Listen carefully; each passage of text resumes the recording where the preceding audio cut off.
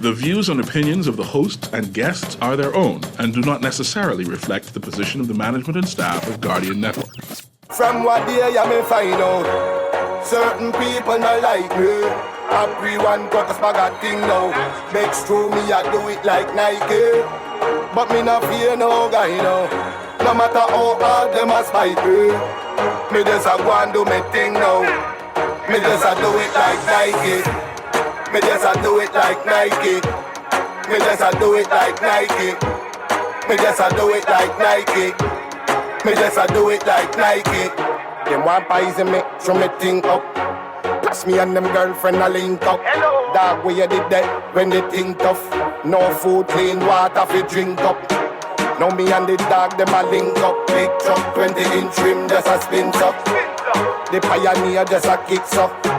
And a hip-hop or calypso. Hello. You can't see the star through the tint up. Plus me and the Wednesday, January 17th edition of Talking Heads is on and popping. Your boy Naughty and your company right up until 6 p.m. And let me tell you, boy, let me be honest with you as we get into the new year. If you got back issues, address them. I kind of put mine off last year and said, I get it in the new year, man. It got me in the new year before I could get it. Nah, so I was laid up yesterday. I could hardly walk.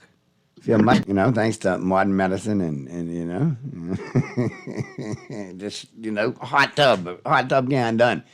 But I got to get back to Dr. Russell and let her lay hands on me again.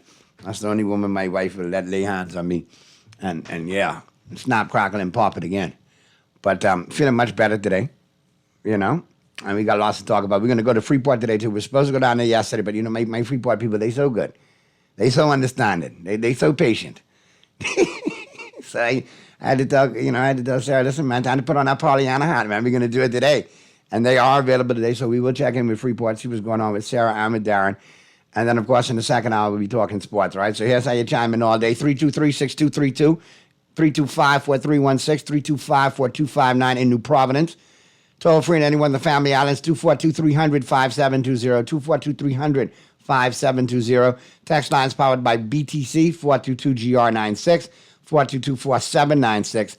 Stream us live, take us wherever you want to go, GuardianTalkRadio.com. That's GuardianTalkRadio.com. Cable channel 9, that's how you get it in, that's how you get it on. Fresh news, smart talk all day, right here on Guardian Radio 96.9 FM. All right, we're going to take a quick break. Flip side of the break, we'll be going to Grand Bahama, going to Freeport. Get caught up with everything that's going on down there in Grand Bahama, the good, the bad, and the ugly. So keep it right where you got it. The Wednesday, January 17th edition of Talking Heads continues right after this.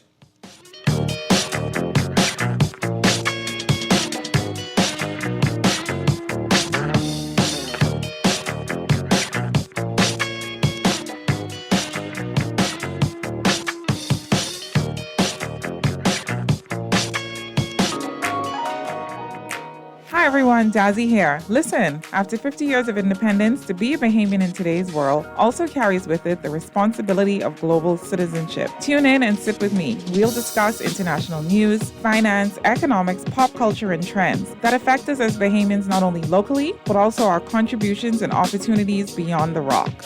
Beyond the Rock with your host, Dazzy, begins January 16th, 6:30 to 7:30, right here on Guardian Radio 96.9 FM.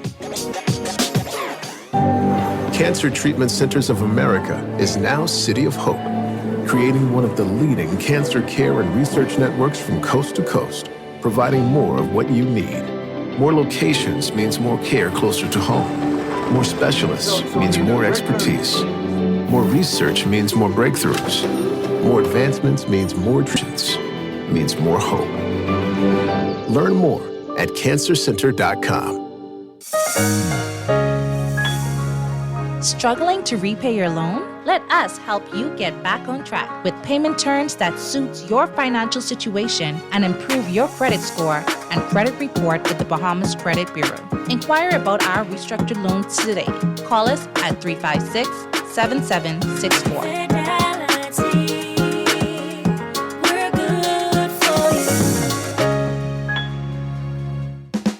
Play with Island Games, we making dreams come true.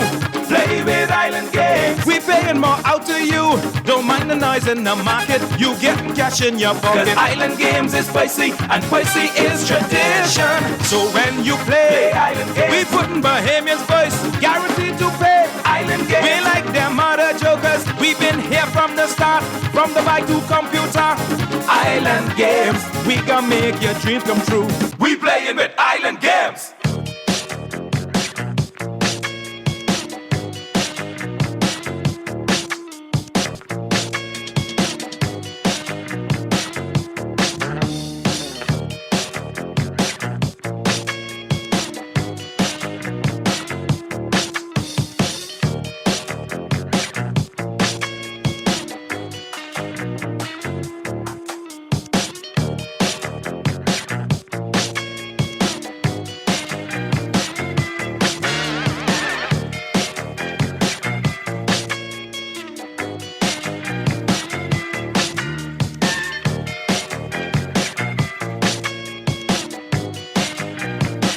Gotcha. On the Wednesday, January 17th edition of Talking Heads, and I get to the other text, but I got to get to this one real quick. Great show as usual. Naughty, you got back problems. You are Bahamian. Eat 2 Scotch conch old fashioned 4 times a week, 3 conch salad old fashioned, and 12 Calit Gold and extra cold, and back problems solved. Yeah, because you try to kill me, I'll be comatose. 12 Calit Gold. You trying to be comatose for a couple months, eh? Wait, what? How about 6 gold? And let me try that. Let me know, text, if 6 gold could wait. All right, let's get down there to Freeport. Sarah, Darren, how are you? I appreciate y'all chiming in today. I was horrible yesterday. Pollyanna, reporting here for I was bent right over. I was in half like a fold up ruler yesterday. I was, man, what? But I feel much better today, and glad to hear from you guys. What's going on down there in Grand Bahama? Because I've been keeping my eye on things, and I hearing some good, hearing some bad, hearing some ugly. So what we got, Sarah? Well, no, you need to share the good first. Well, what's happening, Darren? But if you say get the good out the way first, I mean that's a trailer load of bad. You say you hearing the good. I just want you to tell me what the good that you're hearing. Sometimes you have to be politically correct when you do an opening and an intro. So. Oh, okay, just making sure. And that's what I'm relying heavily on Sarah for, because she will find the good somewhere. There was a litter of pot cake puppies rescued on the Queens Highway. I gotta get a new name though. This Pollyanna. No, man, boy. No. You know why I say that? Because you always got the good spectacles on. You always got the glass half full, Sarah. I don't mean that in a bad way when I say that. Come back. Man, we going into the second year doing this, man, or maybe. And now you want to change up Pollyanna? Look here, now you starting to sound like a Karen. Hold on, you want Karen or Pollyanna? Oh, Jesus, I have to say, I think I am so much a Karen sometimes, so I hate to say it. No denial whatsoever. Oh, boy, I tell you, I was trying, but anyway. No, I know. I got too many other names. Well, I can't really. I'm going over the paper from yesterday, and unfortunately, the first story is the negative. It's the Pharmachem closure. It's just comments from people in the community about it. Everyone's, all the staff there are not saying anything. I think, they're more concerned about making sure they get their payments, which I would be worried about too. So I think they are keeping, mum about it, and aren't saying anything. It's a very hard thing for the island to go through. It's a lot of jobs to lose. And, everyone forgets there's also residuals to that with contractors and other things, rental cars, people that come in to visit. It affects everybody. And it's not the good news we need when we've had so much good coming in, with all the developments with Carnival and the shipyards, Excensis. So it's a bit of a punch to take at the beginning of the year. A bit of a downer. Yes, unfortunately. But, I'm going to hopefully try and think positive. I don't know, can someone else buy the plant? Can they keep this going? I don't know, but I'm trying to be hopeful. And they've built an amazing plant. I don't know why it's not working or what's not happening, that it isn't being effective. So let's, hope that someone can fix it. There are people out there that do things like that. But is it financially, beneficial to them to intervene and fix it and so on and so forth? Or is that going to be another eyesore? Very good questions. You'd like to think so. You'd like to hope if you put that much investment in that equipment that something can come out of it. So I do hope so. I feel very much for the owner and the company. He is a brilliant man who has been very big in supporting Grand Bahama and always is sticking with it. I don't know, what the whole picture is. I don't know what the bigger business picture is. I don't know if I do know, and I have heard it's not immigration or things like that. That people said, "Oh, it's their fault." It's as far as I know, they haven't had any issues like that. I think purely it's competing in this global market, and maybe the fact that they're on an island and they have to ship everything in. Is it got to do with staff or their day-to-day work? Were they doing things? They went to a 24-hour shift system. I don't know. We have not heard much more, but it is very hard to hear of its closing on all accounts. Boy, Sarah, that's a big web right there, though. I think that's gonna be kind of thick. Yeah, I think it is. So Darren, have any? Darren, what's your thoughts? What's your take, Darren? Well, I mean, for me, Pharmachem has been in Grand Bahama for over 20 years. I almost share the same sentiments that Sarah do share. This company has, I know personally, persons who have started at Pharmachem, worked there for 8 to 10 years. And because of a good salary and good paycheck, they've been able to venture out and start their own business. And so the company has its good rewards in being here. It has definitely not just a company that ship out goods, but a company that supports so many other businesses locally. Even in communicating with GBPC, the power company, they also express in a conversation with them the fact that the closure pass on a cost from them to other consumers, that when your power bill was at its to the best that they could give it to you, now will increase because they're losing one of their main suppliers, one of their main customers. And so any more companies and doors closed, it continues to impact us, not just the 100 unemployed, but the communities now that when Pharmachem may have been paying $100,000, you know where I got to go? I got to go now to us. So, I am hopeful and hoping that a buyer could step in. I don't know if one is, or not, even if it's not a buyer, that the owners would be able to find a partner that will be able to come in and get the plant back up and running. I only could imagine as a business owner looking at the fact that this company just invested millions of dollars, hundreds of millions of dollars in a new plant. And now they're experiencing this blow with not even comping, receiving back or getting back anything. So, I'm one of them that I think Pharmachem may want to play nice ball and may not pass some of the responsibility on to some other key players that may have interfered. I don't know. I was hearing, Sarah, that one of their problems was immigration. If immigration wasn't the closure problem, clearly they had some immigration problems that may have, created some delay in fulfilling whatever need. But it's sad for Grand Bahama, and we don't need any more delays or any more closures. We just need to continue to climb up. And the way the government's playing right now with investors and our city managers, we're not sure, the state of the way forward for Grand Bahama. Well, that's really sobering, Yeah. Very. When you hear Grand Bahamians have been there, such as yourself, for umpteen years, like I like to say, and I have no faith, no confidence in this getting done right with the dynamics that are in play. And I'm glad that's why we hear from you guys, because here in New Providence, we see it as we see it in the paper or as we hear it on the news, but we don't live it. Yeah. And to have something that was, I had people call me and give me personal insight, similar to what Darren said.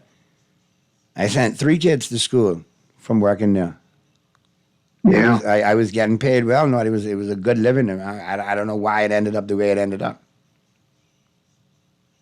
So, and that's something when you have a good job, you like to kind of count on that. You kind of rely on that. You kind of think, until I retire, if I don't literally, screw myself, I should hold this job. No, this was not a minimum wage pay kind of job. No, This was definitely this not. was Right. this was people with college degrees that went off to advance the education that was needed. You had accountants, you had chemists, and you had so engineers, and the list goes on of degree holders.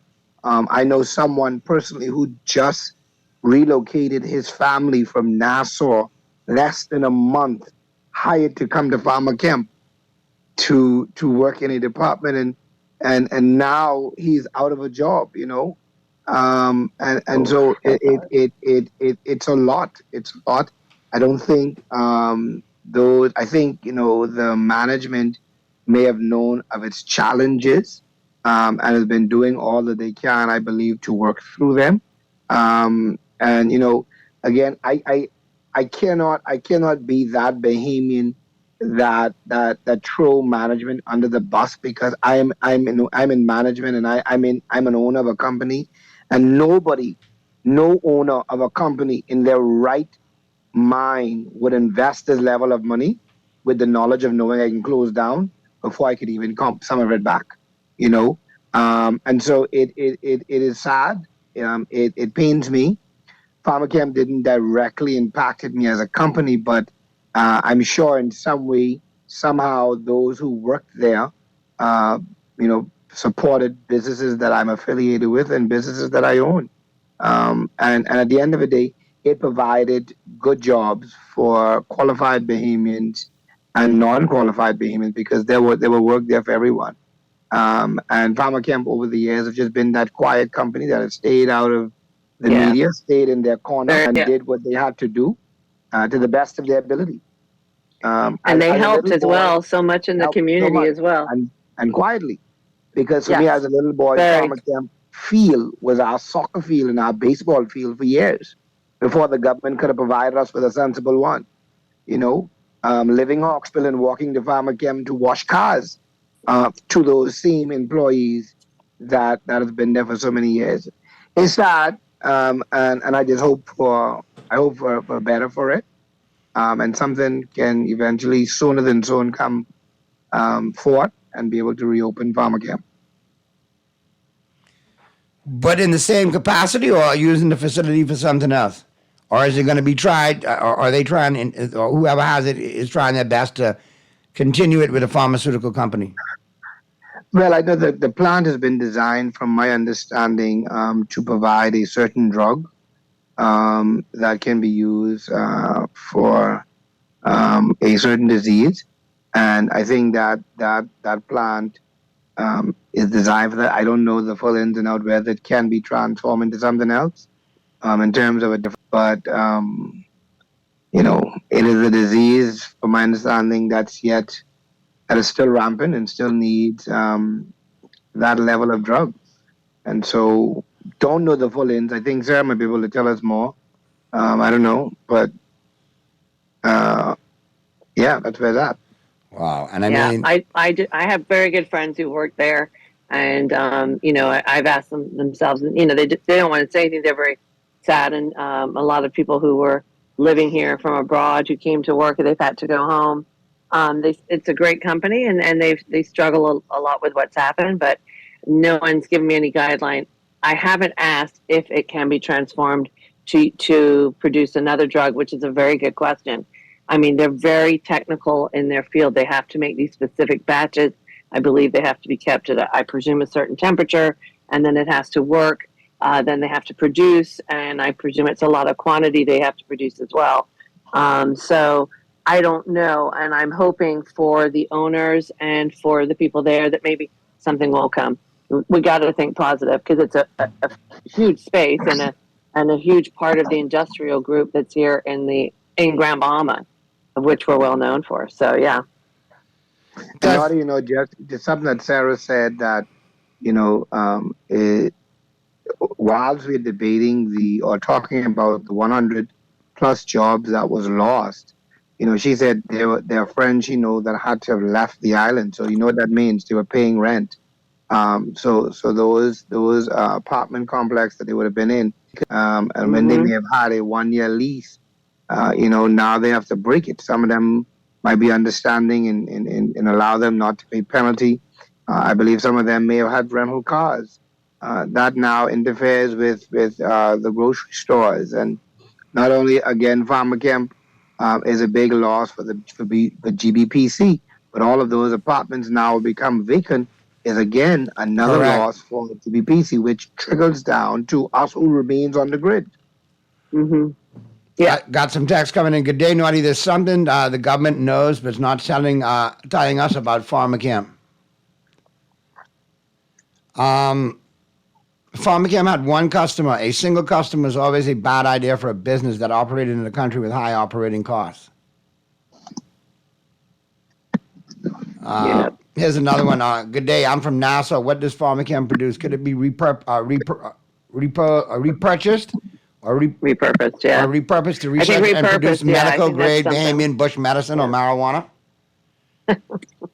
I got text. My text is all over the reservation today. They come from all angles.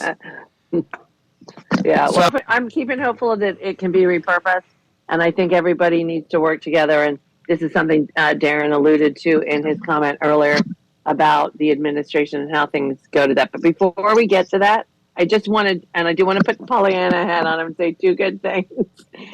We do have some good news. Sunwing is doing very well for us on the island, and it was fantastic to read that one of our former our hotels that had refurbished, Viva Fortuna, a lot of people know it as, hit 90% occupancy, and it's been really busy. That's a Canadian flight that's coming in, and they're looking to do more flights here, which is great for Grand Bahama. For hopefully when we have a new airport. I digress on that part. Yeah, don't hold your breath, but yeah, I get where I know we're coming to that. And we also had a great visit by the Governor General, and I was very pleased that she did a lot more, not just a visit to the Rand, which is an annual visit. She also went to the Justice. She went and visited various homes on the island, which was great as well. And then I want to hit the big story that I know Darren's waiting for me to get to, which is we ran a story about the Grand Bahama Shipyard assuring that the safety pipes that they have put in for their $600 million start of their expansion, they've assured us that they are safe and that the roadworks are being properly taken care of. Now, I know Darren has a lot of comments on that, so I want to let him speak to that next, if I could, Naughty. Now, quick, before you get into either can answer this or maybe Darren, is the road still a hazard, though, with what we talked about previously? Let me, because, I've had a call from two persons from the street that this pipe is indeed safe. First of all, let me make it very clear, Naughty, that I don't have any objection to the expansion. I am very much aware of what this pipe is designed to be used for. My problem that I have as relates to the overall system, that the way that it's been designed or the way that it's set up, not that the pipe is not safe, but the area that the motoring public have to use. It's not a two-way street going and coming. It's a single lane. And when you look at the big heavy trucks, they themselves run the fear of driving on their side comfortably because the whole system, half of a mile or 3/4 of a mile, they don't feel comfortable driving on their proper side because it's a tight area. The way they design it or the way that they put it up, they put everything to the mouth of the road. There's no swerve off. There's no room to pull to the side 3/4 of a mile. And that's the concern. And then two, the legs of the pipe pushing sludge from one side of the road to the next is being held together at this point. No sludge has started to pump, but at this point are being held together with trailer scraps, the yellow scraps that comes on trailers, and the bottom leg is not bolted down to anything concrete, whether it's temporary or not. And so at the end of the day, all developers or companies like this should make sure that all aspects of their project meets the required code and standard, not just for themselves, but for the people that have to work around it. And that is the issue that I don't live 8 Mile Rock. I do not have to use the road for no reason. If I use it, it's by choice. It's not by force. And so it's so many residents, and the largest settlement, there's so many residents that have the concern. And it's so sad that the company who's doing the dredging and who's responsible for the project does not see the need to bring these written statements. And listen, if this project was satisfying to the port, they would have made it clear in their press release on Monday. Right. And their press release did not say that it's safe, that we are still working through the process, which means they cannot give a stamp of approval to this project, but I guess the developers feel comfortable to say so. And again, this is the responsibility of the Grand Bahama Port Authority, and I refuse, I have no objection to refuse to give a thumbs up to the foolishness that I see 3 miles going into 8 Mile Rock. Can't do it. Not now, until I see better. And guess what? Work is continuing. They're not interested in any upgrades. They're not interested in making the road more safer. None of that is being done or being shown. They said it'll come, it'll be done. I guess when. But I encourage them to put a flat rock trailer on that road and let 2 flat rock trailers drive through the same time and let them see the way the traffic will flow if that happens. And this is the road that they traverse on. Wow. And dump trucks have to use this road to get to the only area for That's a lot of tonnage on that road, though. Huh? That's a lot of tonnage on the road. Lot of tonnage and a heavy traffic road that those who have to use it are crying that they are not comfortable having to be forced to work with what they're working with. And again, Darren Cooper is not objecting to progress. I want them to make it safe for those that have to use the road. Make it make sense, man. It don't make sense, Naughty. The whole system don't make sense. No, I'm still wondering why there should be an issue with safety. Safety is priority in these kind of things. If you're risking the greater community where you're setting up the operation, God forbid how it's going to pan out while you build said construction site and finish said project. My request to the Port Authority on Monday was one simple request. One, I asked them for one thing. And all I asked them to do is to give the motoring public that they are satisfied with what is going on in that 3/4 of a mile of traffic block off that they have to deal with. And they could not do it fast, Naughty. They could not give a stamp of approval. Ministry of Works, in my communication and in my talks with the officer in charge, still have concerns and still feel that more needs to be done to make sure that the area is safer for the motoring public. And if the Ministry of Works or the Grand Bahama Port Authority Building and Development Department cannot give this approval and thumbs up, that warrants concern. And if it was any other Bahamian doing something outside of the approval process, the Grand Bahama Port Authority would have put a stop order on the project until the satisfaction has been done. 2 meetings and nothing has changed. 2 meetings. On Tuesday night, I received a video where the tower lights all went off, so the area was even dark because someone probably forget to put diesel in the light towers. There's 2 light towers that's being lit up and being used whenever they have diesel in it. That is a blinder to the traffic because it's in mirror sight. And so you got 4 bright lights coming to you when you're going to this tunnel, blinding you, that runs a safety risk. We voiced that concern and nothing to date. Today now making 9 days later, nothing's done with it. So do they really care? And that's my concern. And so I can't, Sarah, give the thumbs up that I may need to give or want to give. I still have plenty of concerns on this matter. And I really want those understood. that are in position to understand that it is their responsibility to make sure that the community that have to embrace this feels comfortable and feels safe at all times. And again, I stress the largest settlement in Grand Bahama, heavy, the only area for you to get sunscreen, P-Rock, the only area for you to get to CEMEX, the only area to get to container port. The shipyard has their items going in. You have big buses dropping. Put that whole system together, and you tell me what you come out with. Tell me what you come out with. And and none of them are prepared to be able to give us what it is that we need. None of them. And that's where we are now as a people. And so we're calling on them to make it more safe and user-friendly. It's not. I mean, it's not. Wow. I mean, how long can they ignore you guys? I mean, obviously they know the crux of the matter is you guys rely on them for what you need done. No, they started this project. The press statement on the project went on the 4th of January. The completion, they say, for the pipe over the road would have been by the 6th of January. When I got wind of this would have been the 8th of January. And like I told them, I don't live in this area. I received 287 WhatsApp messages complaining about this pipe across the road.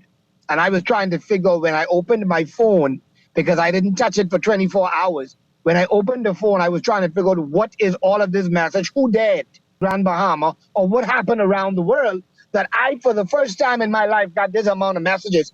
And then I realized after going through 10 messages, I realized 10 of these messages are saying the same thing, sending me the same video and the same pictures. I took it upon myself to reach out to everyone in authority to find out, what is this? What's going on? When did this happen? Nobody who sent me, the 287 persons who sent me the WhatsApp messages, had a press release or a press statement. I received it the 8th, the Monday the 8th, from the chief consular in the city of Freeport, Ms. Gibson, who sent me the press. Oh, you didn't see this? No. So clearly, if I didn't see it, who they considered to be a part of the press, the public didn't see it. And that's where we continue to drop the ball in passing on the necessary information that is needed. This is unacceptable, and we cannot sit idly by, or we're going to wait, just like the government will wait. When something happened and now there's some big-time person, then we can take crime serious. But when something happened on that road to someone of quality and class, then we can say, yeah, we were saying that long time, and they're going to respond. I think it's time for them to respond now. It's time for them to put the same level of energy and effort that they're putting into this project to put it back into making sure that what the Port Authority promised me on the 9th of January in a conversation with the technical department, they said that the cones and the rocks and the pipes would be pushed back 8 feet. It was pushed back 1.5 feet. And they say in their report, the Port Authority said in their report that it's 3 feet pushed back, and they lied.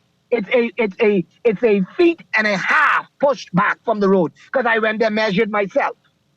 Okay, it's not 3 feet, and it's almost 2 feet on one side. And when they shuffled from one side came over. When they had the 2 feet, they now have the feet because they gave it to one side. And so it's just unacceptable. I can't accept it. I can't accept it. I refuse to accept it. Something needs to be done, and it needs to be done before a life is lost. Worrying about money. That's where we drop the ball. We worry about money rather than saving lives and the safety of someone's life. It's a lot to do with signage. Darren said I should go out and have a look at it, and I did do that Darren. And it just needs signage in it. And for me, it's more worrying at night. And, it really needs to make sure that it's lit up and that it's easily visible. But I am worried about that piece on the side, and we do need to get this sorted out ASAP. It's there for 8 weeks.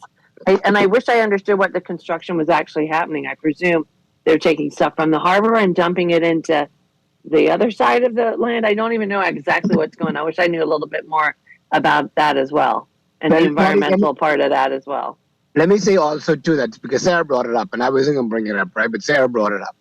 And here's another concern that people in in communities right beyond the Queens Highway bush.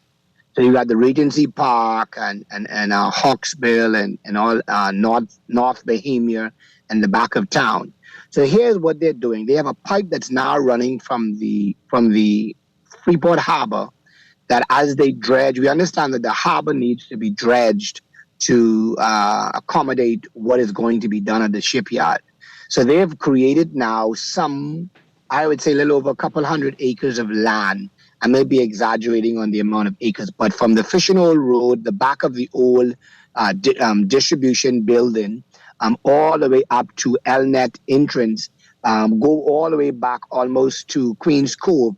They dig out the guts of that bush. You can't see it unless you stop and look high because they didn't come all the way to the road. They left, so they eat out that bush, that gut, and now they're going to pump into that pipe. They're pumping what they call slush. So the mud and the salt water that's going to be coming from the harbor is going to go into what they call the slush pool. So now we have acres of land. Yes, we understand that the land is owned by the Freeport Harbor, but is going to be now slushed into this area. So by March, April, I presume that this project will be finished slushing, and they're slush now. The question is, what's going to be done with it? Where it's going to go when you put it there? How long is going to be there? Will it be there during hurricane season? All these questions not being answered by these developers and these people who have the responsibility. So again, we're asking these questions, but not getting any answers. All you're doing is saying, this is what's going to be happening with the pipe, and this is where it's going to go. What's going to be done with it afterwards? Is it going back to the harbor? I doubt it will, because that's why it's being pumped out to not go back into the harbor, but it's going into this pool at no risk or concern in the possible threat of a disaster to Grand Bahama. So the people of North Bohemia, back of town, Regency Park, Hawksbill, and these surrounding communities, gone from worrying about salt water to now worrying about salt water and mud. And again, people are still complaining about other things that are happening in the industrial area. And so no one's saying nothing. No one. Oh, the road is safe. No, it's not safe. Because Sarah, I told Sarah, I said, Sarah, don't take my word, but go see it. You don't have to believe me. You go see it and then you come back and tell me what you think. And if she has these, I would say, minor concerns, imagine those who have to use it daily, who see what Sarah may not have saw while using that road, may not have embraced the 5 o'clock traffic hour, may not embrace the 7:45 to 8:30 traffic hour, dealing with these heavy equipment throughout the day. There's more questions than answers as being provided because of this project. And we endorse the jobs that this project provides. But at the end of the day, we cannot play Russian roulette with people's investments and people's lives, because at the end, when the shipyard expansion takes place and the people who surround these things are embraced and go through its challenges, shipyard won't be nowhere around. No. They're gone. And somebody suggested, what about, ask John if it would be cheaper for them to run the pipe on the road and make a ramp for cars to travel over? Well, we were told when that question was asked, we were told by the Ministry of Works that they denied the application for the thing of application to cut the road. Right. It is the only road to the Western District of Grand Bahama, and she didn't want the road to be cut. Oh, boy. Well, I'm getting from my producer, it is that time, 5 o'clock on the news, so we got to get to the news. But I want to thank you guys for chiming in. Very thorough today. Not that you always on, but a lot of topics that people have chimed in on. And I'm sure, we'll pick it again. I'll pick it up again next Tuesday. I'm sure we'll have some more questions pertaining to that and other things going down here in Grand Bahama. We need to talk. Grand Bahama is very upset about the boat fees. I know that's a big we could talk about boat fees. That That might be Friday's show, because I got some other anglers out there kind of upset about that as well, too. Not just with the boat fees, Grand Bahama is also up in arms as relates to the government position now on the Grand Bahama Port Authority. We need clearer understanding, and we need a dialogue, because we don't trust what government sometimes say. We need them to be clear. Well, we already know we'll be talking about on Tuesday then.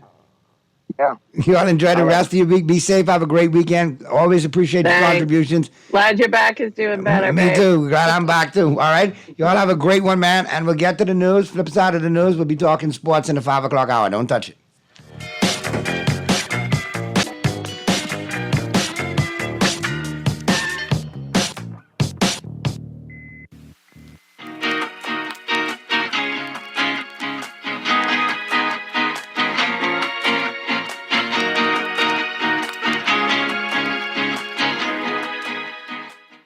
This is Guardian Radio, 96.9 FM, Nassau, Bahamas.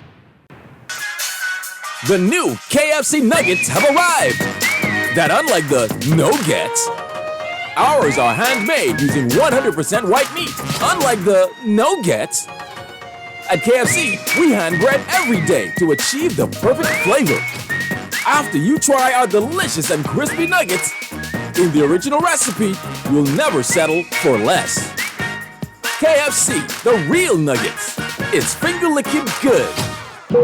Ladies and gentlemen, this is your captain speaking. We are now inviting passengers on board for the new JetBlue CIBC First Caribbean credit card. Earn up to 30,000 bonus TrueBlue points with your first transaction and earn on everyday purchases. Plus, get up to 10,000 anniversary bonus points every year after. Please fasten your seatbelts and prepare for takeoff. Visit cb.com/JetBlue for more information on where Blue can take you. John Shoes and Accessories is your one-stop shop for all your footwear needs. You will find what you're looking for among the growing collection of classic and trendy styles with new arrivals every week. John's covers the whole family and has great prices, helpful and friendly customer service. Your experience shopping with us will be time well spent. Shop with us online at www.johnshoes.com. John's also now carries small home appliances, so come on into John's, located on Rosetta Street in Palmdale and Carmichael Road West. John's, we put fashion at your feet. Tired of banks forcing you to use technology to bank the way they want you to? Your convenience is important. So no matter what your banking needs, Commonwealth Bank's friendly staff are always available in branch for that personal one-on-one service. But when you choose technology, our online and mobile banking app offers you state-of-the-art functionality. The choice is yours. Commonwealth Bank. Bank the way you want. Hi everyone, Dazzy here. Listen, after 50 years of independence, to be a Bahamian in today's world also carries with it the responsibility of global citizenship. Tune in and sit with me. We'll discuss international news, finance, economics, pop culture, and trends that affect us as Bahamians not only locally, but also our contributions and opportunities beyond the rock.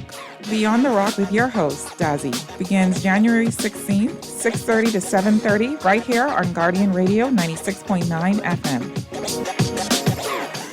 Refined style with elegant taste, then fine threads is your place. If you want those slacks hemmed or just taking the waist, then fine threads is your place. If you wanna look suave and debonair everywhere you go, like you're supposed to be in a video, wanna step out and look great, then fine threads is your place. Refined style is your place, is your place, is your place.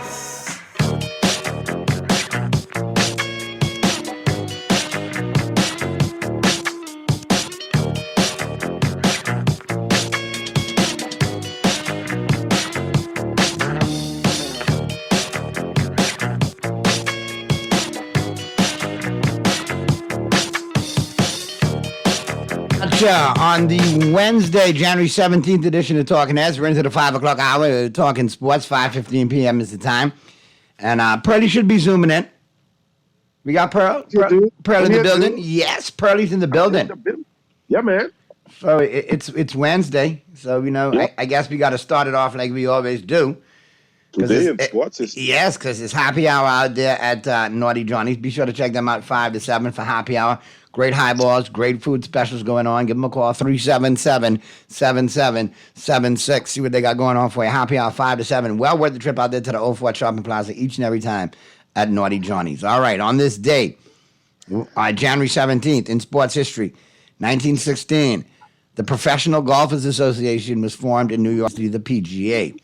1963, Wilt Chamberlain of the San Francisco Warriors scored 67 points against the Los Angeles Lakers. I'll take it. It just says Los Angeles, but I'm saying that's probably the Lakers. 1970, it was the Lakers. 1972, Roger Staubach and Bob Greasy appeared on the cover of Time magazine. I don't think we're going to see Doc and Tua on the cover of Time magazine anytime soon, will we, Pearly? No, not right up to now. Maybe another year. 1989, Al Arbor won his 600th game as a coach in the NHL. In 1995, the Los Angeles Rams announced that they would be moving to St. Louis. And now, ironically, where are they again now, Pearly? Back in Los Angeles, right? If I'm not mistaken. Los Angeles. Them dudes don't know where they want to be. 1996, Stevie Yzerman of the Detroit Red Wings became the 22nd player in NHL history to score 500 goals. 1999, the Atlanta Falcons beat the Minnesota Vikings to advance to the Super Bowl for the first time in team history. 2002, the city of Los Angeles had Muhammad Ali Day. And sports quote of the day, nobody climbs the mountains for scientific reasons. Science is used to raise money for the expeditions, but you really climb for the hell of it. So Edmund Hillary climbed Mount Everest. Yeah, that's one thing I won't be doing. Nope. I mean, I never was on my bucket list. Nope. Not me neither. I'll pass on that one there, Pearly. If I climb a mountain, it ain't gonna be that. Anyway, let's move right along. We can leave it just like that, and trust me. I was on radio. To those Wuthering Heights, are there, Pearly? Yep. So how's it going, man? I'm good, man. Right? I'm good. Bro, you pass here shouting all kind of slurs at me and didn't stop for your T-shirt. I can get it. We was on the school run coming home, and then you fired out that real hard and fast, you know. Yeah, well, I was trying to get to it before Sancho shouted out to me. Yeah, you know that was coming. But anyway. Yeah, I know that was coming. But a couple of friends, a couple of people called to ask if you okay. I say, yeah, naughty good, man, naughty good. The back is Father Time is undefeated. I don't think they were talking about the back part, but anyway, we'll go with that story. Never mess up a good story with the facts. Yeah, no. I got it. Ain't nothing to do with the Cowboys. They ain't cause me to miss no work, now, Jim. You think Doc's calling, give me some of his money when he throw interceptions and cost us the game? Exactly, Lucky. No, sir. So I don't get caught up in that run. Not in the least. They take it to heart. You got to let that go. Listen, Stephen A. Smith had a field day. He had a collage of different people crying and stuff. I'm like, come on, man, it's a game. It is. But listen. Don't work yourself up too much. We got to check the local sports scene real quick. And, it's brought to you, of course, by Burger King, and it's Whopper Wednesdays. And don't forget, if you needed to have reasons for why Whoppers are better on Wednesdays, don't miss out on enjoying a classic Whopper and fries for only $5.95 at any Burger King Nassau location. Oh, I tried the rodeo thing off the chin. I tell you, get it done right at Burger King. So be sure to check them out on Whopper Wednesdays. Whopper and fries only $5.95 at your favorite Burger King Nassau location. And let's have a gander at the local scene. Big headline, Adderley signs with the Mets. Second Bahamian to sign out of I-Elite. And on this signing period, I-Elite always doing a great job. And Bahamian Bo Adderley is the new signee, the latest signee to the New York Mets organization. We had a couple of signed with the Red Sox, eh? Right. And through the Max D program, the 6'3", 180-pounder is very versatile with the ability to move around the infield at various positions and can share time between the Freedom Farm Baseball League and the JBLN League, Junior Baseball League in Nassau, in his formative years. And about 4 years ago, he began his journey with I-Elite. Adley is only 17. He bats and throws right-handed, and he doesn't know his immediate assignment as yet, but he's said to be looking forward to the journey and looking to reach the majors in the shortest time frame possible. A total of 9 Bahamians have played in the majors in the history of the sport. Yeah. So there's another one there. I'm very happy for him. I'm happy for him when these kids do it, man. Him, and the next thing got me excited is the kid, the high school basketball. VJ Edgecombe. He commits to Baylor. I'm excited about him. Man, Bahamian High School. Bahamian basketball player and 5-star player Valdez VJ Edgecombe committed to play for Baylor University Bears in Waco, Texas on Sunday. Baylor, great Division I college basketball program. He made the announcement live on ESPN2, surrounded by friends and family at the Hoop Hall Classic on Sunday, where his Long Island Lutheran High School out of Brooksville, New York, were in action. Baylor has a winning culture, a great staff, and head coach. Scott Drew is a genuine person. He has built an incredible program. Edstrom said there was a deep connection with Baylor. They have a strong foundation of faith, and there was also a spiritual connection. That was so important to me. He brought out 3 schools. Duke. So he wasn't recruited by just anybody. Recruited by Duke, the Blue Devils, the Duke University Blue Devils, the University of Kentucky Wildcats, Calipari, and Baylor. So, no, this kid was not being recruited by chopped liver, okay? No, he's getting better. That's the best of the best. He was recruited by the creme de la creme, the cream of the crop. Amen, I say amen. He was the final top 10 recruit to commit to a school and the highest recruit to commit to Baylor to sign since signing the number 3 recruit Isaiah Austin in 2012. He is the third ESPN 100 prospect in the 2020 class to join Baylor, with the other 2 being Kason Semota, 29th, and Robert Wright III, 37th. Wow. And he was quoted as saying, on my visit, it felt like home. What happened? They had Kong salad and macaroni? I tried to figure that one out. Yep. And this was a visit in October of 2023. I got a feeling in my heart, and I just knew I love their environment. So if he's happy, I'm happy, and I'm looking forward to him doing big things at Baylor. The good thing about it is we get to see him play a lot because Baylor always on TV. Always. I don't get to see, we have a Bayman in Wisconsin. I don't get to see him play too often because you don't see Wisconsin that much. But Baylor and Wisconsin are both regulars in battle for Atlanta, so maybe during their collegiate careers over the next couple of years, we'll get to see them in action here at home. Cool. Yeah. And speaking of more Bahamians, Bahamian collegiate swimmers get into the pool. Bahamian collegiate swimmers from the Howard University Bison were in action this past Monday. Thank God they have a pool to get into.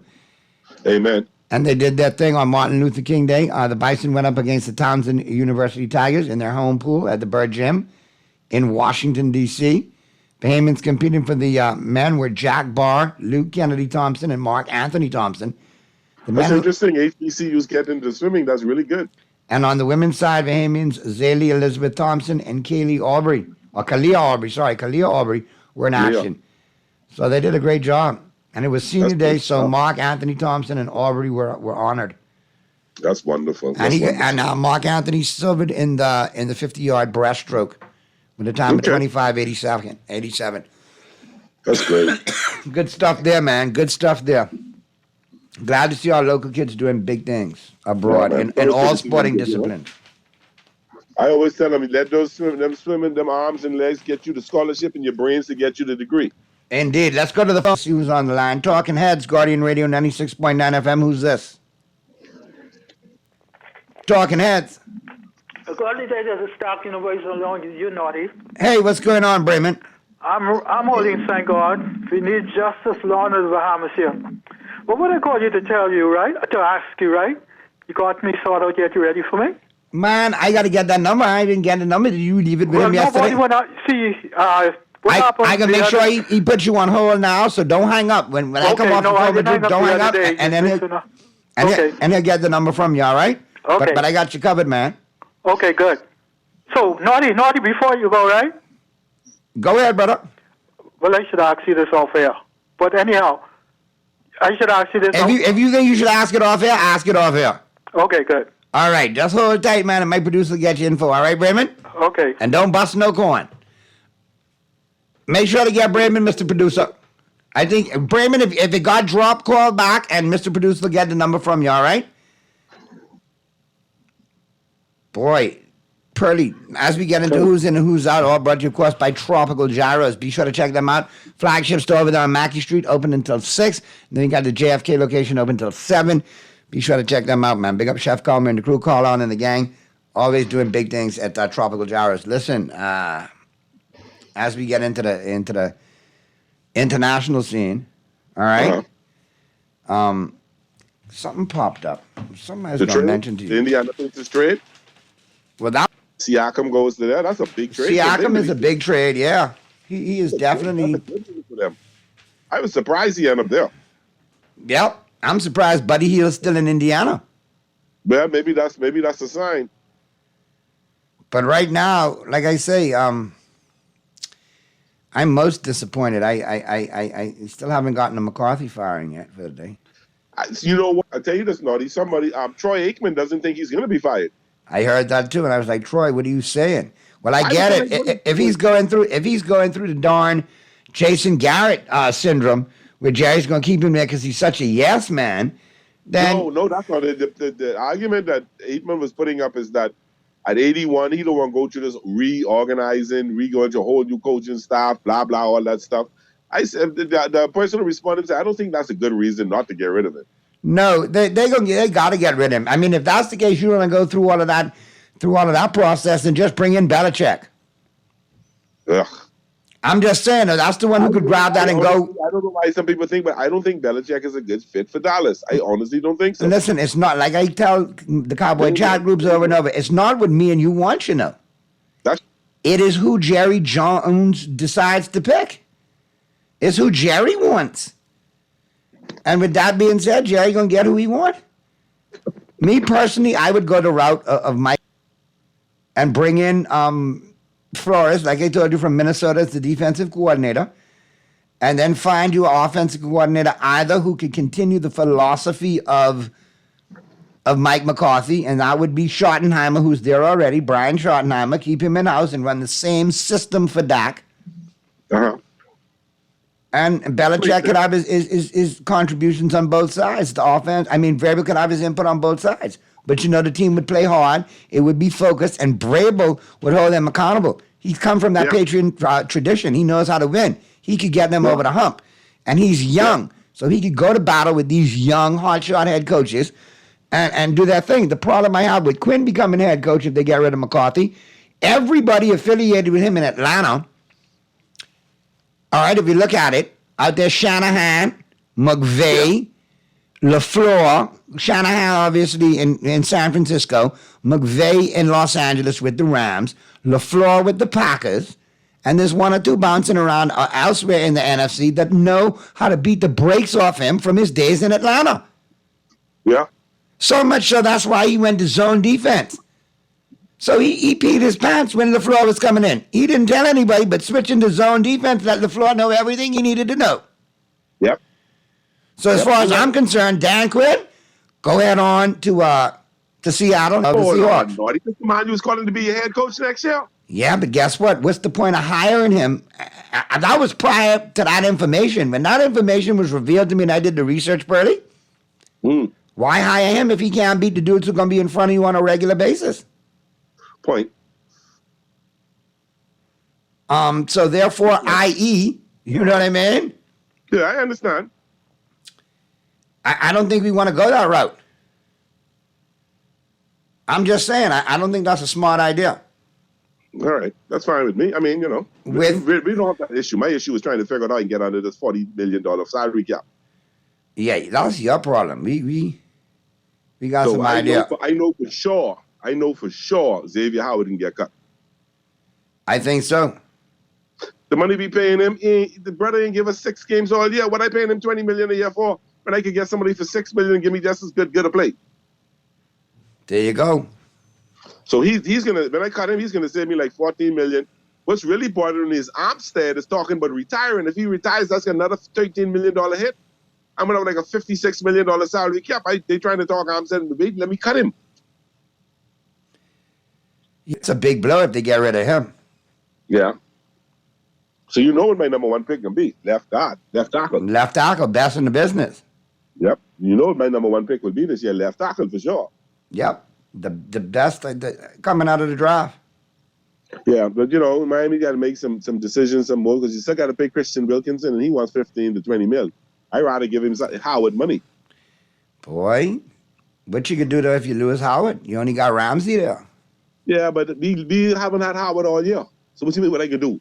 Same thing we're doing all year. Fine, we just got to find a decent veteran cornerback, and draft one and get a decent veteran cornerback to hold the fort till the rookie ready.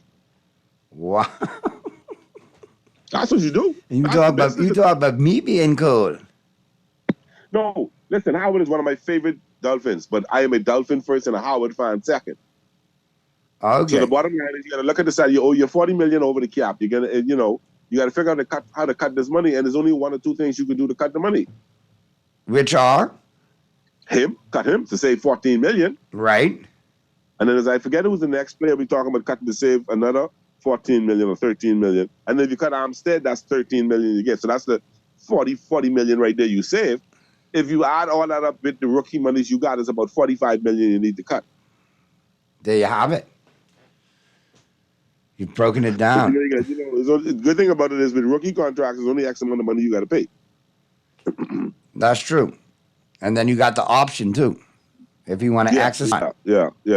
But at a certain, we're not drafting that early. So it's not going to be picking a number 1 or 2 pick where you got to give them the big money like you got, like other guys will have to do. But I tell you, boy, we got a good Colin Cowherd taking us home today. Final 15, we got him talking about Gerard Mayo and the importance of him being the next head coach of the New England Patriots. And then is Tua holding the Dolphins over a barrel?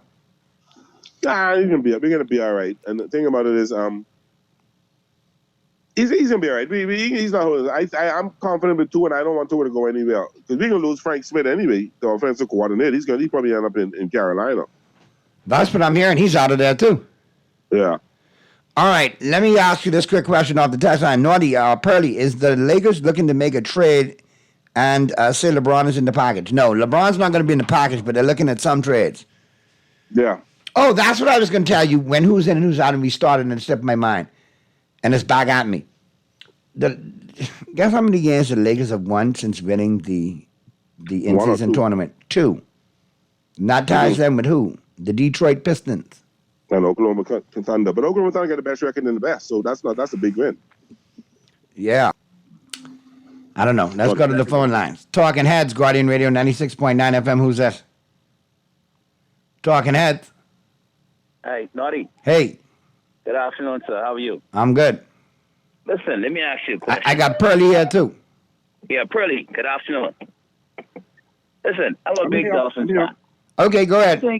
I think we need to get rid of Tua. Tua seems to be like he's getting intimidated in big games, man. It's like, I don't know, he's look fearful or something. And I think we need a good running back too. Isn't Barkley from New York and what the guy named from the Titans?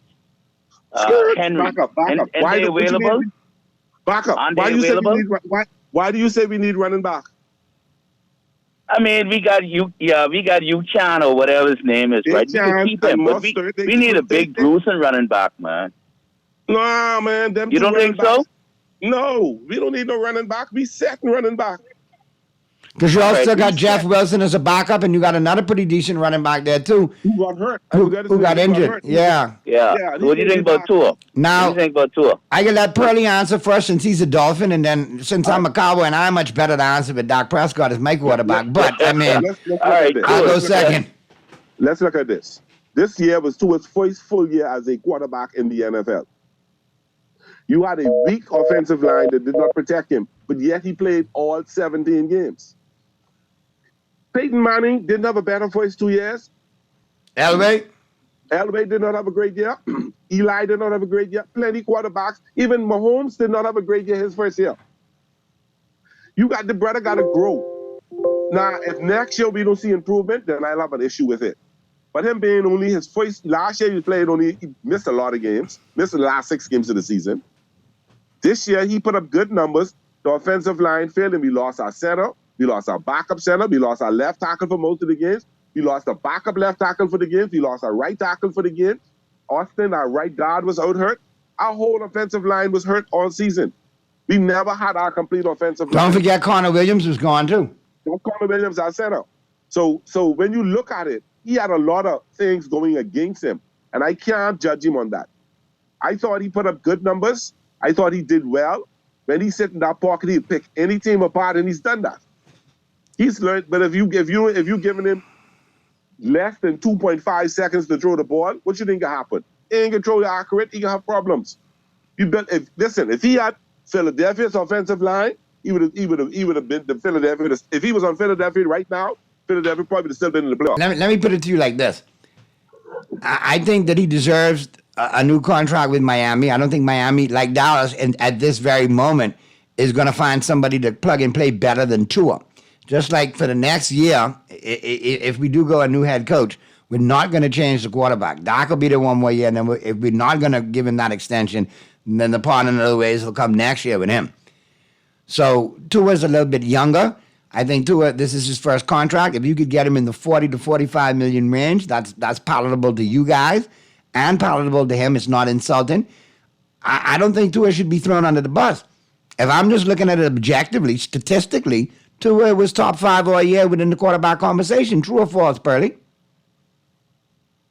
We still got Pearly or we drop Pearly? Tua was mentioned in the MVP conversation in the middle of the season. Right, and his numbers are still up there. And didn't he lead the lead in passing? He finished in the top 1, top 2, and top 2, been in the top 5 at every position, and in the top 2 in some. So he deserves the money. You're not going to find anything better out there at the moment. There is chemistry with him and the head coach. There's chemistry with him and Tyreek Hill. Nobody thought he could throw the deep ball to Tyreek, but last time I heard, Tyreek led the league in receiving yards and could have been on pace to 2,000. It didn't even get injured. So I don't think they should jettison Tua. I think they should enhance the pieces around Tua to make him hit his full potential, i.e. give him a line so he got opportunity to get the ball out. He's got a quick release anyway. Get him a few more pieces on offense. Get him some pieces on defense so you don't have to worry about scoring 100 points a game. And let McDaniel scheme up more schemes for him. I think McDaniel's going to do more things to scheme him up better in the future. I think he's a fan of Tua, and I think he knows as a head coach, I'm not going to get somebody to walk through the door better than him right now. Exactly. And you've invested a whole year teaching him the system. So on offense, stop it. On offense, Miami really needs a tight end and a better slot receiver. That's it. You all had a good tight end in Gesicki, and you all let him walk.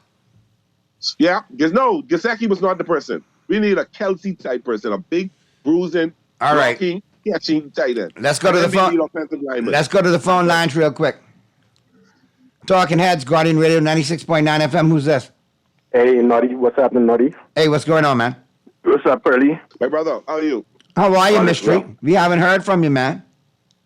Yeah, I was giving you some time to get No, we were giving you time. Well, I appreciate that back situation, but we're in the same group. You can't say nothing to me. I can't say nothing to you.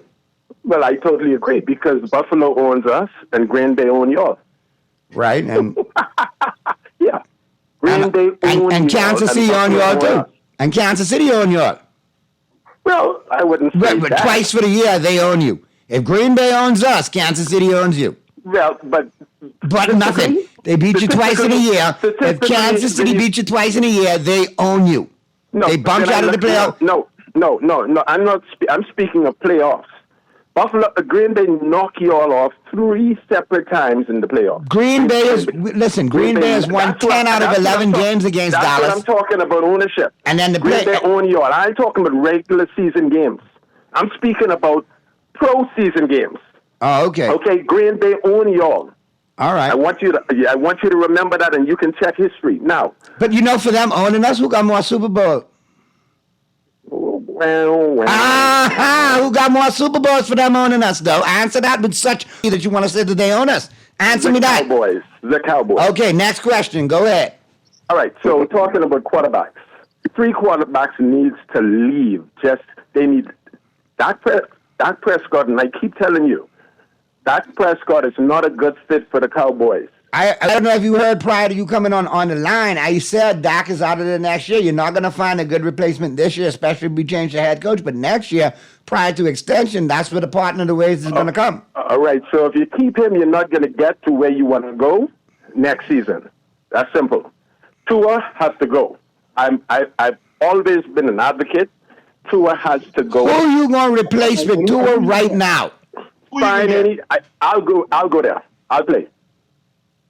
You're just gonna lose. You could go there and be a better quarterback than Tua. And like you told me with Dak, we're not gonna get where we want to be next year. Then you're going to get when you have to be next year. Send Purdy to Dallas. Whether you realize it or not, Tua is a top 10 quarterback in the NFL. Purdy, you know what we need? We need defense. Miami don't have the right defense for any winning team. The Dolphins need defense. We have none. Defense. Which one is it? Huh? You said we need to get rid of Tua and defense. Right now, let me tell you this. Let me say this to you. The Dolphins are closer to a World Series, a Super Bowl appearance today with Tua than if you try to bring somebody else tomorrow. You bring somebody No. else tomorrow. They closer to a Super Bowl with Tyreek Hill, A-Chain, Mostert, and Waddle. Not Tua. Anyone? Yes, Listen. yes. There's no quarterback available that could lead Miami better. None. What you want? You want Mayfield? I honestly don't know what you want, apparently, but I'd like to have some of that. One thing I do is I realistic. See, I don't let emotions get in it. I'm mad because I lose. That ain't what it's about. Look at the team. Look at his statistics. Look at what he's done. His accuracy is probably one of the best. He's one of the best accurate passers in the NFL. You ain't get much better than him. His accuracy and his touch ain't much better than him. Yeah, I still want to get rid of him. I want to get rid of him. Jalen Hurts in Philadelphia. Jalen Hurts in Philadelphia is overrated. That's another thing. Okay, so those three quarterbacks are questionable for those teams. To me, you let these sportscasters put foolishness in your head. You know. Listen, I watch sports. Sportscasters. I ain't interested in those sportscasters. I watch sports. You need to get your eyes checked. Jalen Hurts is not overrated. Jalen Hurts played hurt this year. Why wasn't he overrated last year? But he overrated this year. Jalen Hurts? Yeah, he wasn't overrated last year. Then he overrated now. Times change. Because he was playing hurt. Well, that's why he called Hurts. That's why he named that. Let him go. Well, one thing I don't do is allow the emotions. And I'm mad because my team loses. No. My emotions is with my team, the Dolphins. We need defense. We need defense, and we need to get rid of Tua. That's it. That ain't gonna help us because you get rid of Tua, you ain't got nobody to put there. You drop down to 5-12 team. That's what you want? No. All right then. So let's be real. See, you could say get rid of him, but my question is, who you can replace him with? We could find a quarterback. Who? What the fella named from Minnesota? Who? Who the quarterback name from Minnesota? Jesus, what do you name? Kirk Cousins. Huh? No, what the quarterback name from Minnesota? Yeah, Kirk Cousins. Yes, Kirk Cousins. Now I know you don't know what you're talking. You don't know what you're talking. Yeah, Kirk Cousins. Ain't no we could get him. World, Cousins over Tua. None. Only you. That's what you see. I see something different. No, I'm telling you, there's no team in the world. I get paid the big bucks. Me and you do what we do. We can criticize, but ain't no team in the world would ever get rid of Tua for a 30-something-year-old Cousins who doesn't finish. Well, I know he could get us further than Tua could get us. No, I know that. He couldn't get First round knockout. Come on, man. He could get us further than that. Listen. Tua knows that system. To bring Cousins in now to learn a new system at this advanced stage in his career is not the recipe for instant success. Yes, he may be able to process it. Yes, he may be able to learn the system as a veteran, but Tua has a year of actually running that offense, playing with those players, having the whole feel of that locker room, and the support of that team behind him. Not once did you see a player throw Tua under the bus this year. But if you really want to be honest, really want to be honest, Tyreek Hill is the reason why we became 6. The brother dropped 2 passes in the big game. He dropped 2 passes in 2 big games, 2 in the end zone. So if you really want to look at who made the mistakes, and Waddle was nowhere to be found. Now you must understand. You must be honest. Now one of those passes was perfect, and one was over Tyreek Hill head, way over. That one was perfect that he missed. I'm talking about balls he had his hands on. I'm talking about balls over his head, but he had his hands on and he dropped. Anyway, you guys, I'm assuming we got to get to the break, and we got the final 15 coming up. All right, Noddy, good talking to you guys. But just remember, Noddy, I want you to remember this. Green Bay owns you. And Kansas City owns you. And I own you because I just cut you. How about that? Pearly, let's get to the break. Flip side of the break. We got Cowherd take us home. They got the Tua discussion going on. And they got another, big time discussion as well today. I think it'd be interesting, folks, here in the Gerard Mayo scenario in New England for all those Patriot fans who we can't hear from no more. You can put them. They don't even tease the Dolphins for losing. I said you can tease the Dolphins for losing. You really make it into the playoffs. Anyway, we're going to get to that break. Flip side of the break, Colin Cowherd will be taking us home. You got Pearly tomorrow in the Chase. Got a great show lined up for you, and he'll answer all those Laker questions for you mañana. I don't want to talk Lakers today. This make me upset to my stomach. Anywho, have a good one, Pearly. We'll do it again tomorrow, my brother. Good stuff as always. Yeah, my brother. Be good. If you can't be good, at least be careful. And be good at it. Amen. Amen.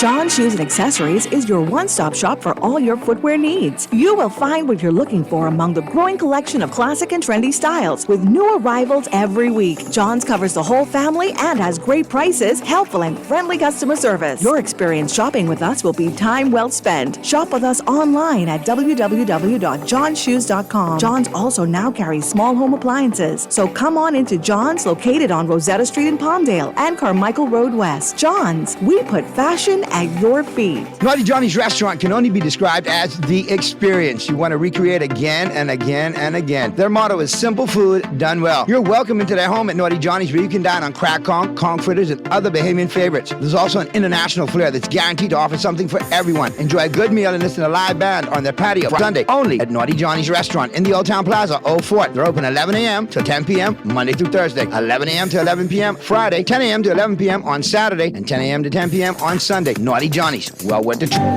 Cancer Treatment Centers of America is now City of Hope, creating one of the leading cancer care and research networks from coast to coast, providing more of what you need. More locations means more care closer to home. More specialists means more expertise. More research means more breakthroughs. More advancements means more treatment options. And more options means more hope. Learn more at cancercenter.com. Play with Island Games, we making dreams come true. Play with Island Games, we paying more out to you. Don't mind the noise in the market, you get cash in your pocket. 'Cause Island Games is spicy, and spicy is tradition. So when you play Island Games, we putting Bahamians first, guaranteed to pay. Island Games, we like them other jokers. We've been here from the start, from the bike to computer. Island Games, we gonna make your dreams come true. We playing with Island Games. The new KFC Nuggets have arrived. That unlike the no-gets, ours are handmade using 100% white meat. Unlike the no-gets, at KFC, we hand bread every day to achieve the. You try our delicious and crispy nuggets in the original recipe, you'll never settle for less. KFC, the real nuggets. It's finger-licking good. This is Guardian Radio 96.9 FM, Nassau, Bahamas. All right, Julian Edelman, we look forward to it. Saw him on the rundown this morning, and I knew, all right, I got my guy come in and deliver. He'll make some catch in a crowd, elevate the show. 12 years, 3 rings, Super Bowl MVP, should get into the Hall of Fame. So I want to play a bite from Robert Kraft. And he just told me a little story on Kraft. I would have had no idea. I'll get to that in a second. You know, when you get a lot of rings and money, sometimes collaboration, people tend to work under Bill, not alongside. I kind of get that. You said Kraft, and that was interesting. I said, did you ever see Kraft around the facility? And you said... Yeah, you know, Mr. Kraft, RKK was around every day. He was at every team meeting in the morning. Him and Al would be at the top of the auditorium. And he'd be very quiet, but he would always be around, and you'd see him in the hallways, and he'd always have some kind of story. He knew everyone's name. He knows everyone's name. He's very, very involved and very in tune with the team. Shocking to me that he was in every team meeting. So let's talk about Gerard Mayo. You know him. Mm-hmm. I said earlier today, I said, you know, D'Amico Ryans played, briefly an assistant, hitting a quarterback. It's all roses. You got the number 3 pick. If Drake May lands, all of a sudden... Tell me about Gerard. What don't I know? You tell me what you like. Gerard was an instant from the day I met him, a leader. Smartest guy on the defensive side of the ball. He was kind of like, there was Vrabel that was always painted. I never played with Vrabel, that everyone said this guy's a genius. And then there was Mayo. And so X's and O's, the guy knew everything. He was always in the film room, and I remember when I had to go and play defense in 2011, I would know my assignment, but before every single play, Gerard would be dictating, talking to the defensive lineman, looking over back at the secondary guys, getting the check in play, in call, getting the right play in call for the defense, that specific play. And I would look over, hey, Gerard, it's cover 5. I got inside technique. Yeah, you got inside technique. So he's coaching me up. I just needed his justification, because if Gerard said it, you knew it was right. And that's the kind of guy Gerard is. I'm really excited for his opportunity. He took a little time away from football right immediately after his career ended, worked for Optum. So he gained a little outside knowledge and experience, and it brought him back to football. And I'm just, he's going to be a good leader. He's got that foundation from Bill, but he's a guy that's played in it, and he's going to be able to relate with these players a little better, of this new player generation guy. Yeah, and I do think there are sometimes it's not a fresh set of eyes, but in terms of relating to players, was your interpretation of Gerard not just singular? Everybody thought that. Everyone thought that. Loved him. Everyone loved Gerard. Everyone knew Gerard. Gerard was one of the the leaders of the team. He was the leader of the defense when I was there. Him and Will Fork, they kind of ran the show. Oh, really? Instantly, Bill buy in instantly? Instantly. I mean, Bill loved Gerard. We used to call Gerard Belichick. Him and Dev are in that category. McCourty, he always loved the defensive guys, and Gerard was very cerebral, and he could sit and talk and communicate with coach on the sideline to make adjustments right away.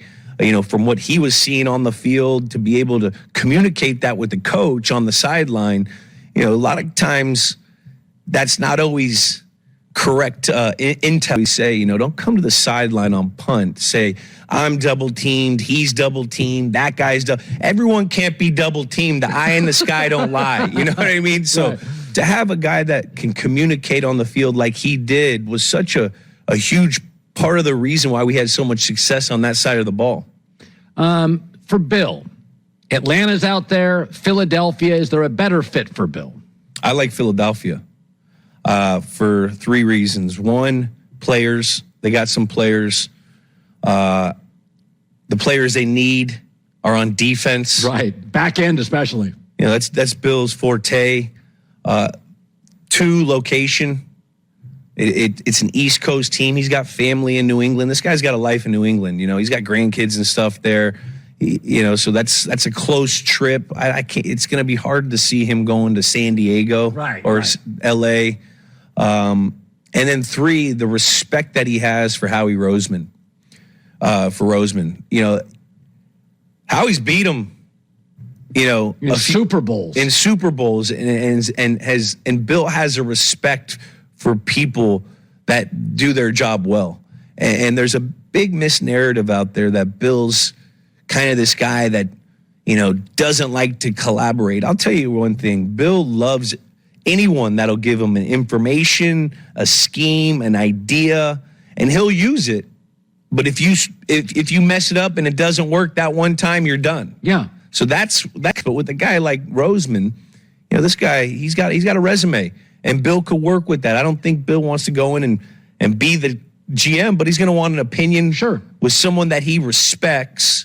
And I think that would be a great fit for him. It just, with the whole Atlanta thing, I can't see It doesn't sound right. It doesn't. Atlanta Falcons, Bill Belichick. But it does seem like a great destination because of the division you're in and the team they have. And they have some good offensive pieces. He'd have to fix the defense. He'd have to fix the defense, but you also need a quarterback. And this is a quarterback league, and he just, he went through the young quarterback thing this last. He's done. I think he wants to find somewhere where he has a quarterback that he thinks he can play with, and go out and have a good team and put his culture in. And I think Philadelphia is a great great fit for that. I want to talk about Philadelphia. If Tampa could catch, they would have blown them out in the first quarter. I mean, there were 2 balls dropped. Baker played well.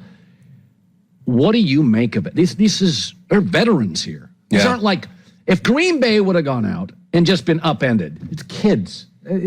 This was a full team. Jalen Hurts kind of young. What did you make of it? They had no juice, and it brought me back to my rookie year, 2009. We made the playoffs. We were playing division round. I don't think we got the first round bye, and we played the Ravens. And play 1, 75 out the door. Ray Rice touchdown, and you could just see we had no juice. They outplayed us. They came into our house, kicked our teeth in. And, I was a young player at that time where I was more focused on my individual, what I had to do to make myself useful and for the team, because we just lost Welker the week before.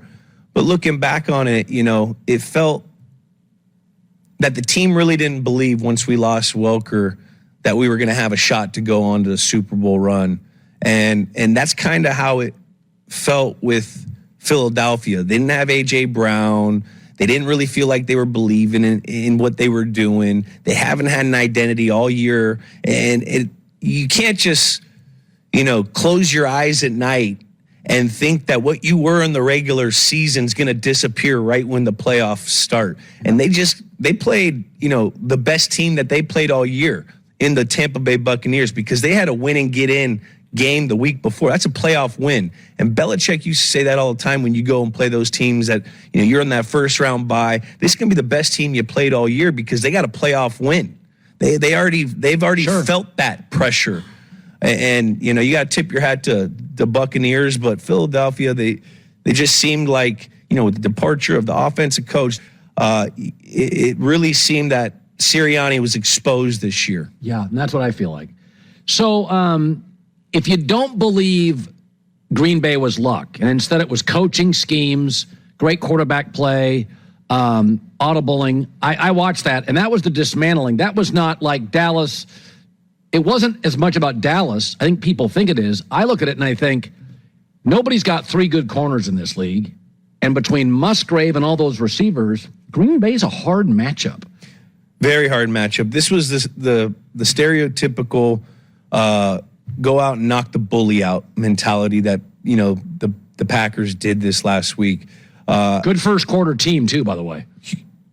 It all started when LaFleur took the ball, and basically told his team that if we go down and we score on this first drive and we make this team come in and try to play from behind, which they don't like doing, and we all know that about the Dallas Cowboys. They don't like playing from behind, and the defensive line doesn't get to do what they want. They don't get to have those exotic fronts and everything that they predicate on, playing from a lead. That was the game. LaFleur, you got to tip your hat to him and Jordan Love. I mean, this could be the first organization that goes back to back to back, Hall of Fame type quarterbacks. I mean, we've only had 2 teams do it back to back. San Fran Packers before this. I mean, they might do it again. To see his improvement over the year, I was so skeptical with his ball placement early on in the year. He was erratic.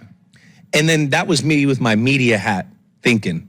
Me with my player, I had to put my player cap back on. I was like, wait, this guy's been around the league. Yeah, he should be better, but he hadn't seen real live bullets yet. And he's got a young receiver group. And what you saw after about week 4, 5, 6, where they had that fork in the road, what kind of team are they going to be? You saw continual improvement. You saw reps, the reps that they were getting in the game, in practice. You saw that the ball location got a little better because they were probably learning each other in practice more. They were getting those reps. Scotty O'Brien used to say it all the time. A play, whether good or bad, is a bit of experience. And those game reps that they were getting together early in the year, I mean, that molded them. And with their ability to believe within the system and the scheme and really believe in what the coaches were trying to get, and not get frustrated with how they were starting that season, that's why they are where they're at. Julian Edelman for our radio audience. So to watch warm weather Miami go to Kansas City, and yet Kansas City played one of their best offensive games. And you're a Midwest kid, you played in New England. I remember when Peyton Manning would go to Foxborough, it's on CBS, and Jim Nantz is talking, it's Phil Simms at the time, and they'd show it'd be snowing in Foxborough. And I'm like, it's over. Dome guy, SEC guy.